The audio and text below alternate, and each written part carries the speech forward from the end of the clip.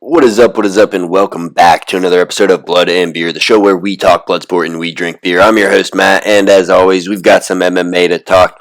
No beer to drink today. Gonna chill on it for a second. But today, it's a special. We're not reviewing anything. We're not previewing anything. We're talking about the newest fight promotion, fight league, whatever you want to call it, the Global Fight League, GFL. It's a team-based promotion that is set to debut in April 2025. They're going to have a draft. I'm going to get into all that in just a moment, and what you need to know about the MMA League that's coming at you. We got some roster listings. We have an idea of how it's going to be set up, how to watch it, the whole 9 yards. The CEO or the founder, Darren Owen, he went on the Ariel Helwani Show this past week and gave us some information on that. So we're going to get into all that. But the first thing we'll start out with this GFL that plans to be a major player in the MMA market. I don't know if it will be. That's just their plan. But the plan for the GFL is, just checking something out. Plan for the GFL is a format of 6 teams, 20 fighters per team. So there's 2 fighters per weight class. There's 7 men's weight class, 3 women's weight class to make up those 20 fighters. They have 300 people signed to non-exclusive contracts, and if you're drafted, then the contract becomes exclusive. So you're not going to be held down or prevented from working while you're waiting to be drafted, or if you're not drafted. And then what they're going to do is they'll compete all year. I assume they're going to do head-to-head matchups, and then teams, as far as teams versus teams on each card, but the teams are going to get points for how well their fighters do. So you get 1 point for a loss, 2 points for a draw, well, 1 point for a loss where you don't get finished, none if you get finished, 2 points for a draw, 3 for a win, 4 for a finish. So that's how the points work out. And then the top 4 teams, just like the PFL with the top 4 fighters, top 4 teams are going to move on to the playoffs, and it'll be the same thing from there until the championships.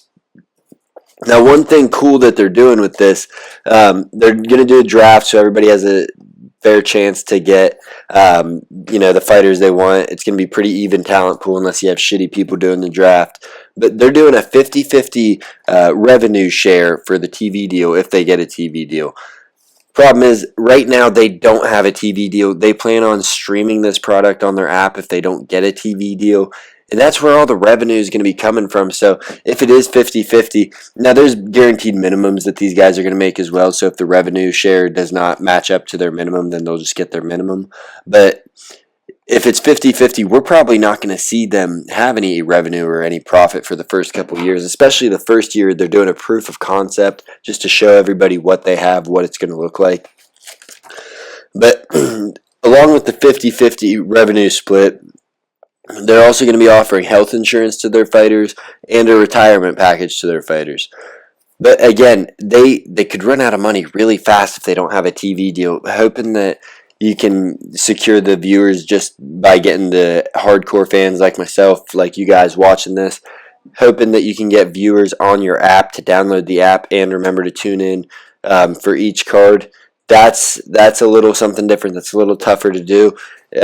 Whereas if it's on ESPN or Netflix or even a smaller, even if you get it on DAZN, even though DAZN, even though that's a boxing app, if you can get it on something where it's already got a fan base, people already have it, so it becomes a part of a package instead of something that people have to go out of their way to find.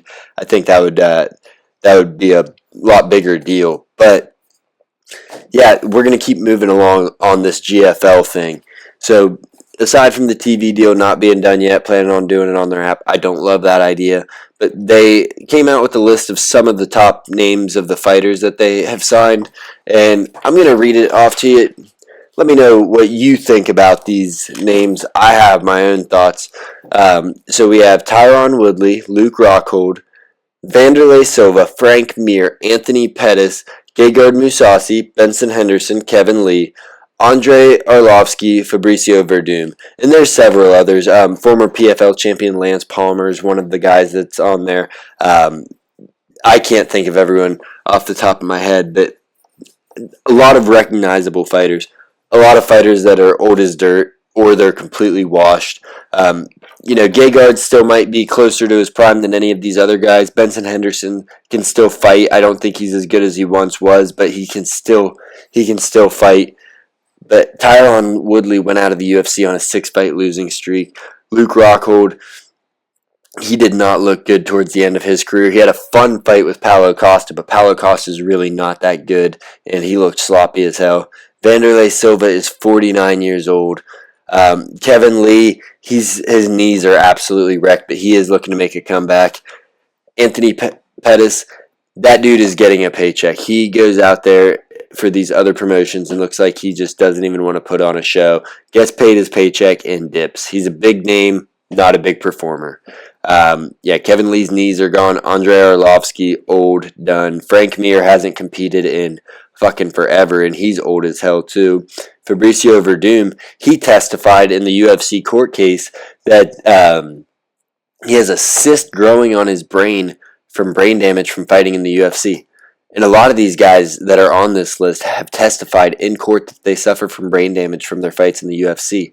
So I don't know how they're going to be able to get a lot of these guys commissioned to fight.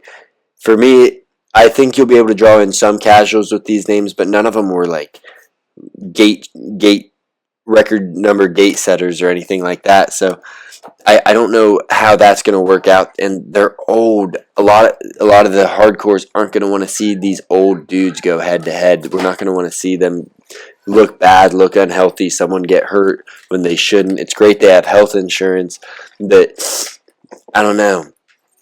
And I don't want to bury a promotion before its first event, but there are a lot of problems I see with the GFL just in the way it's set up already. The TV deal is a huge problem.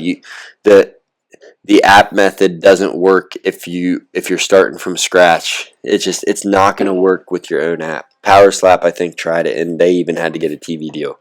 Fucking Power Slap. So I don't love that.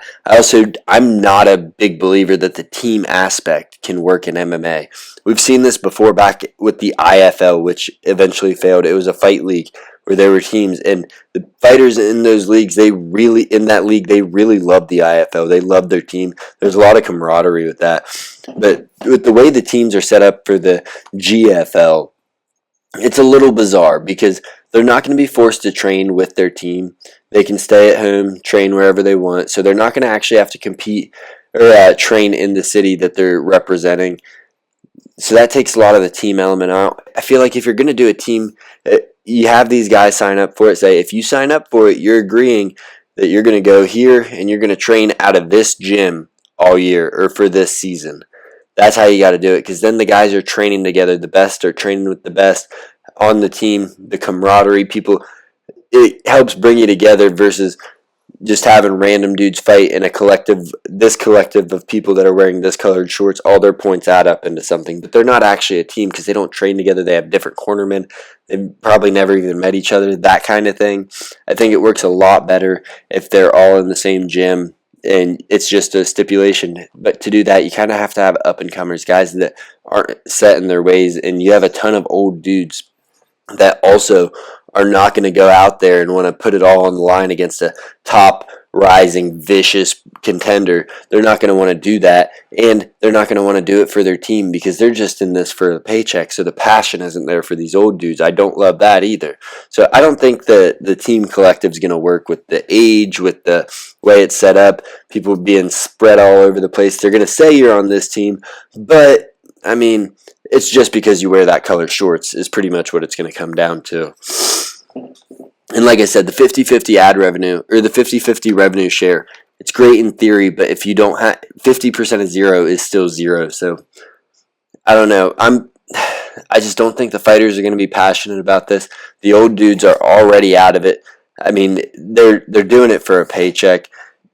I don't know how they're going to build their stars up with the old dudes that they have either. It'll be interesting to see. I'm really excited, but I don't love when these old dudes get signed to these kinds of contracts. I think that if you plan on doing something like a GFL, start it off slow. In your proof of concept season, don't break the bank with these old-ass fighters. bring in some contenders, spend a shit ton of money. All the money you would spend on these big name fighters that are old as shit, spend it on advertising, on, get a social media team together. You get ads on TV, on ESPN. You work out a deal. You take a fucking loss on the first year on your deal, on your TV deal, just so you can get that product out there, because it's all about letting people see the product. And if people can see, okay, these 20 fighters are training out of this gym with this one coach and then their team, kind of like how the Ultimate Fighter is, but bigger. These guys are all fighting and they all show up to the arena together. They roll off the bus together. That kind of thing. That sets a lot more of a team mindset. And it's tough because these guys have been doing one-on-one, individual sports their whole life. I did individual sports most of my life, and it's much different than team sports because, you got to rely on people. It's weird in MMA. It's weird. It's hard to make it work, but I think the way that you make it work would be making them an actual team, making an actual gym. That's how I see this working, and I don't think they're going to do that. I think this is going to flame out in the first year. They announced that they were going to do this in 2023, but they weren't able to get the funding secured. They have the funding secured. Some Silicon Valley wallet is paying for it all. Unnamed money. I don't know. It happens every now and then. One of these promotions comes along and you're like, how'd they get the funding for this dumbass idea? Shouldn't say that because they haven't come out yet. It could be the best thing we've ever seen. I just don't think it's going to happen. But how do you trick these billionaires into doing this unless what happens is that you get a guy that's super passionate about the sport, has a bad idea, goes to his buddy with money who has no idea about the sport, tells him this is going to work and this is why this is going to work. I don't think it's going to work. I'd love to know your thoughts on the GFL. I do love that it's going to give fighters another option to go make money for as short as it's available to them. It's going to be a negotiating tool for fighters when they're re-signing with the UFC. They can say, hey, the GFL offered me this. Can you match it? Yeah. So it's good as far as adding competition, but it's not going to be competition, just adding other options. What this is just somebody threw a bunch of money out into the MMA world, and we're just going to see how long until it runs out. And if they don't get a TV deal, it's done in the first year. You got PFL that's looking rough. Things are looking bleak for them. Their fighters went out of their shit. Now, if they could get some of these PFL former Bellator champions over there, that would be huge for them. Some guys in their primes, that would be huge. But I don't think this is going to work. And the team aspect's going to clog things up because we're not going to be able to get the best fights. All season long, we can be like, oh, okay, Luke Rockhold, he's on steroids now, and he looks absolutely amazing, and this up-and-comer's been starching everybody. We can't wait for this fight. But these two teams don't face off until the end of the season. Shit. And by the end of the season, Luke Rockhold's all banged up, and this other guy's all banged up, and then they don't fight. Or, I'm just using Rockhold as an example. I know he's super washed, and I don't think he's on steroids. I'm just saying as an example. But on the other hand, let's say the best two light heavyweights or the best two middleweights end up on one team. Everybody wants to see them fight. They're not going to fight because they're on the same team, and they might not even like each other, but just because of the setup of the league, it's a little muddy. It's good in concept, but the reason NFL and all that works is because, I'm a Browns fan. Perfect example. Browns, ass. My whole life. Absolute ass. We had a couple of good years with Baker Mayfield. Shout out. But absolute ass my whole life. Why do I love the Browns? Because growing up, my dad loved the Browns. So I got behind him. That was my team. There's tradition behind it. You can't just manufacture tradition. You can't manufacture emotion. And that's when people get behind a team, is when there's emotion, when there's tradition behind it. And it's just not going to happen. You can't throw teams out there. You look at the XFL. Look at them. Threw teams out there, nobody gave a shit. They even put them in hot markets, but nobody gave a shit because why would they? Why would they care about the XFL when the NFL is playing in a couple months, and that's where the real talent is? And people are going to look at this kind of the same way, except there's no competition to it other than watching old highlights of the IFL, I guess. But all this is the IFL with the name change. It's a terrible idea. I think it's a terrible idea. I do want to see the product. I think the draft is January 25th. I'm absolutely going to be watching that. Might do a watch along for it just so we can react and see how some of these teams play out. But I mean, what do you think? These old guys fighting, the no TV deal, the league setup, the team setup, all of it's weird to me. But let me know what you think. Let me know your thoughts in the comments on this. Is GFL, does it have any chance of being successful? I haven't heard one person not connected to the GFL optimistic about it yet. But we'll have to wait and see. I think a lot of these old fighters just saw a chance to sign a contract for a quick payday and were probably like, this thing won't be around long enough for me to fight and I'll be able to get my money and bounce. I think that's what's happening here. But yeah, let me know your thoughts. That's all I got for you on this little GFL special, the newest fighting league, fighting promotion in the combat sports world.